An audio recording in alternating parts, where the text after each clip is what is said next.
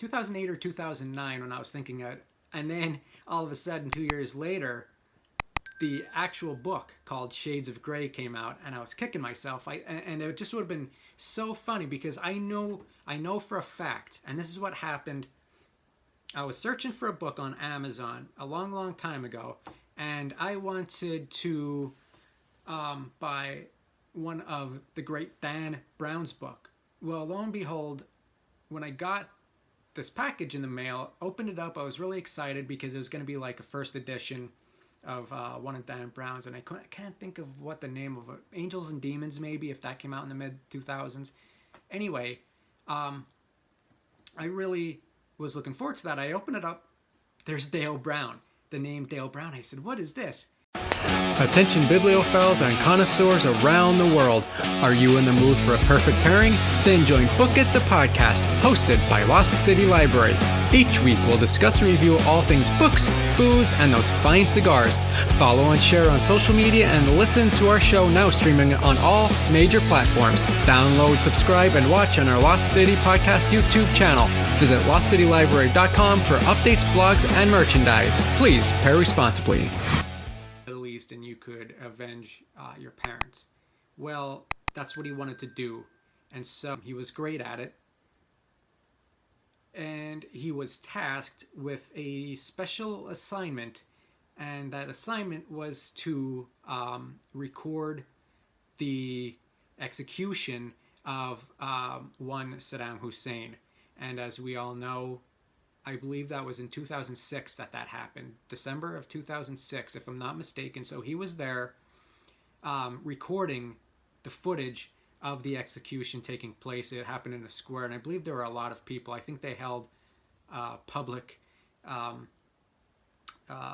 showing of this, or at least in this book, that's what happened. So he was filming. He didn't recognize at the time everything looked good. He went to view the tape and something didn't look right. Now,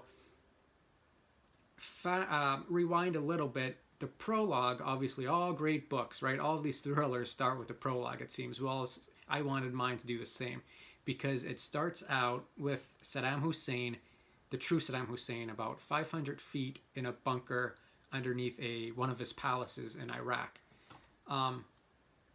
I believe it was in Tikrit. He was in Tikrit, and I should really have on my computer all of this up, but I'm just trying to remember it and describe it for you all. So here's Saddam Hussein, 500 feet underground in a bunker, and he's walking with a surgeon and a scientist, and they're going through, they get to a doorway, they enter a surgical room, an OR, if you will, and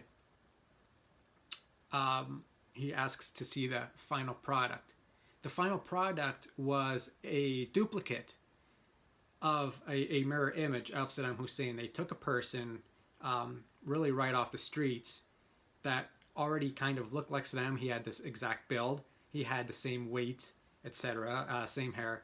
But then they really added his features and added on. And this took a little bit of time. They got him to talk like him, to memorize his mannerisms, to really fulfill the actual Saddam Hussein and all those qualities. And so that happened, and there was a discussion going back and forth, if I remember right, between Saddam and the new Saddam. And then it picks up at that square, the first chapter, where our protagonist, Gray Fox, is recording the footage of this execution. So you kind of understand where this is going to go.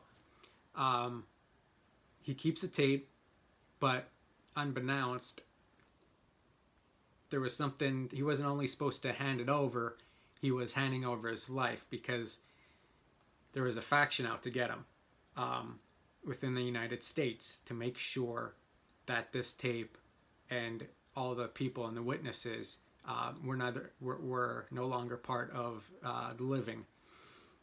And so as that word spreads, another faction was hell-bent on getting Mr. Fox.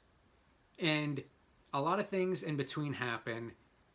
We have, for the first time ever, a sitting female president, Madame President, and I can't recall her name, but it was something Gaffney. I think her last name is Gaffney.